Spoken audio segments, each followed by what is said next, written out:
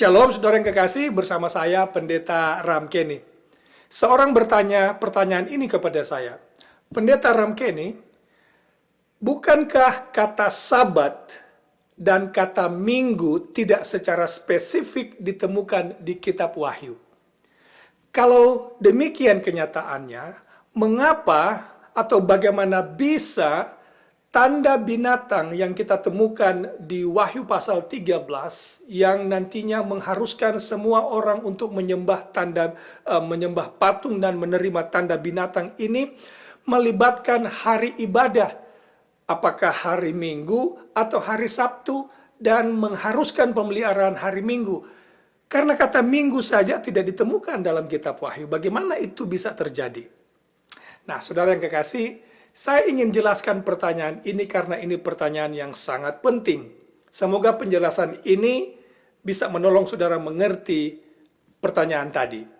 Nah, tanda binatang disebutkan 7 kali di dalam kitab Wahyu. Yaitu dalam kitab Wahyu pasal 13, ayat 16, ayat 17, kemudian Wahyu pasal 14, ayat 9, ayat 11, dan Wahyu pasal 16 ayat 2, Wahyu pasal 19 ayat 20, dan Wahyu pasal 20 ayat 4. Jadi itulah 7 kali penyebutan tanda binatang di kitab Wahyu. Nah, kemudian 4 dari 7 penyebutan tanda binatang ini, 4 diantaranya terdapat di penglihatan atau terdapat di pusat penglihatan Yohanes, yakni pasal 12 dan pasal 14. Yang kemudian diperkenalkan melalui penampakan tabut perjanjian yang berisi 10 firman Allah atau 10 hukum Allah yang terdapat di Wahyu pasal 11 ayatnya yang ke-19.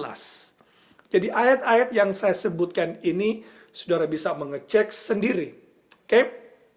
Nah, umat Allah di dalam kitab Wahyu itu diidentifikasi sebagai kelompok orang yang memelihara hukum Allah dan memiliki kesaksian Yesus. Kita temukan itu di Wahyu pasal 12 ayatnya yang ke-17.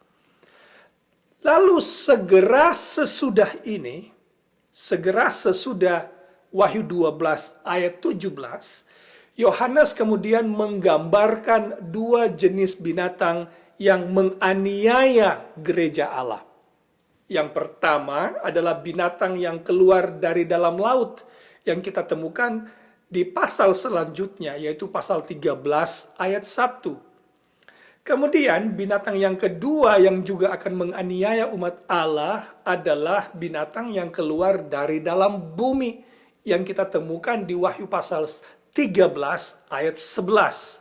Jadi 2 binatang inilah yang digambarkan oleh Alkitab sebagai kekuatan yang menganiaya umat-umat Allah. Kemudian binatang yang pertama, yaitu binatang yang keluar dari dalam laut, memerintahkan dan menuntut penyembahan yang palsu. Kemudian sifatnya yang menganiaya gereja ini mengingatkan kita akan binatang yang sama, yang serupa yang kita temukan di Daniel pasal 7 yang mencoba mengubah waktu dan hukum. Saudara bisa membaca Daniel pasal 7 ayatnya yang ke-25.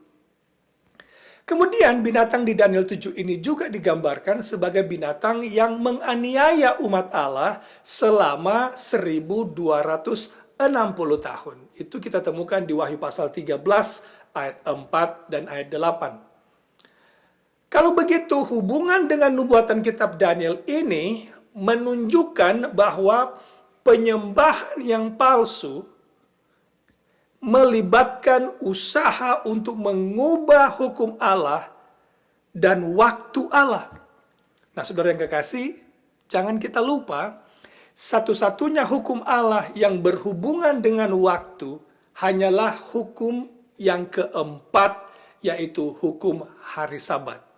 Ingatlah dan kuduskanlah hari Sabat. Inilah satu-satunya hukum Allah yang berhubungan dengan waktu. Kalau begitu, nubuatan Daniel pasal 7 ayat 25, binatang yang berusaha mencoba mengubah waktu, artinya ia akan mencoba mengubah Sabat hukum yang keempat dalam 10 hukum. Semoga saudara bisa mengikuti sampai di sini.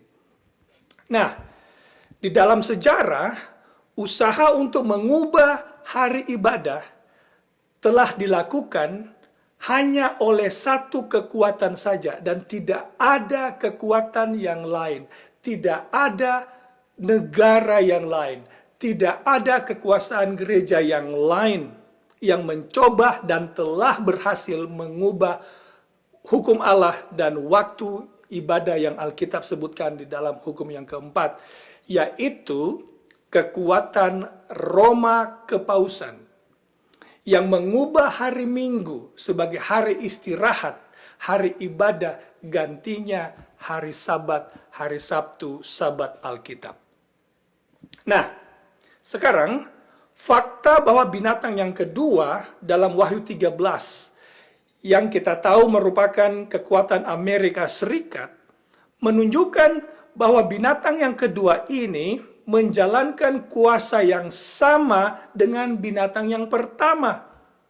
Bukan hanya itu saja, binatang yang kedua ini atau Amerika ini juga bekerja bersama dengan binatang yang pertama yaitu Roma Kepausan untuk memaksakan hari ibadah yang palsu, ibadah tandingan.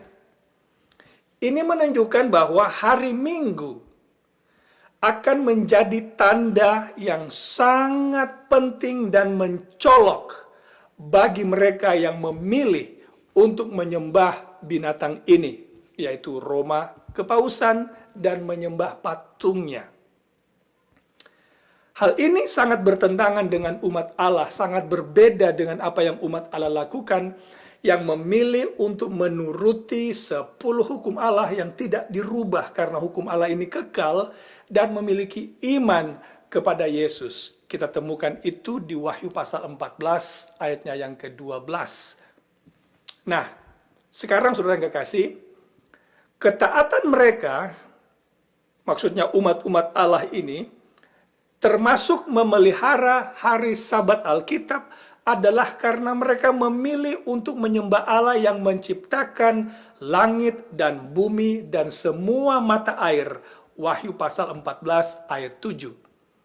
Saudara akan temukan persamaan yang bukan kebetulan, karena ini adalah Wahyu 14 ayat 7 ini mengutip apa yang kita temukan di Keluaran 20 ayat 11 hukum yang keempat tentang pengudusan hari Sabat, di mana di ayat 11 Keluaran pasal 20 di sana juga disebutkan Allah yang mencipta langit dan bumi dan segala yang ada dalam bumi ini, segala isinya, gitu ya. Nah, mereka yang menerima meterai Allah adalah mereka yang menuruti hukum-hukum Allah inilah. Inilah kelompok orang yang akan menerima meterai Allah yang kita temukan di Wahyu pasal 7 ayat 4 dan Wahyu pasal 14 ayat 1.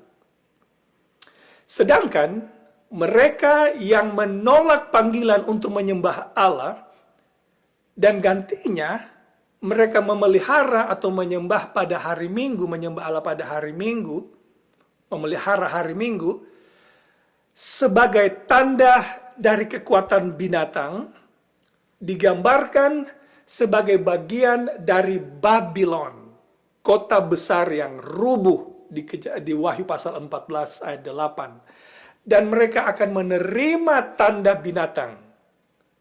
Wahyu 14 ayat 8 sampai 11. Kalau begitu saudara yang kekasih, ujian akhir adalah mengenai ibadah yang benar dan ibadah yang palsu. Itulah ujian iman yang terakhir bagi seluruh manusia yang hidup di zaman akhir sebelum Yesus datang. Ibadah yang berdasarkan perintah Allah atau ibadah yang berdasarkan ajaran manusia yaitu pemeliharaan hari Minggu. Jadi kesimpulan, meski kata hari Minggu dan kata hari Sabat tidak secara spesifik disebutkan di kitab Wahyu, tetapi kita bisa melihat bagaimana dua hari ini akan menjadi isu atau sentral penyembahan yang akan dilakukan oleh manusia pada akhir zaman. Mereka yang setia kepada Allah akan menuruti hukum Allah. Kalau begitu mereka akan menyembah Allah pada hari yang Allah ciptakan, yaitu hari Sabat. Sedangkan mereka yang menolak akan terus memelihara hari Minggu, hari buatan manusia, dalam hal ini Roma Kepausan. Saudara mau memilih berada di mana? Saya berdoa, semoga saudara dikuatkan, disanggupkan, merelakan hati untuk menuruti perintah Allah kita. Karena kalau kita mengasihi Allah yang telah mati bagi kita, Yesus berkata, "Jikalau kamu mengasihi aku, turutilah perintah-perintahku." Saya mau mengasihi Allah. Itulah sebabnya saya memilih untuk menurut perintah Allah, termasuk memelihara hari Sabat. Semoga saudara juga mengambil keputusan yang sama agar kita bisa berbahagia bersama Allah ketika Tuhan datang nanti. Tuhan memberkati saudara, kita jumpa lagi pada video yang selanjutnya. Amin.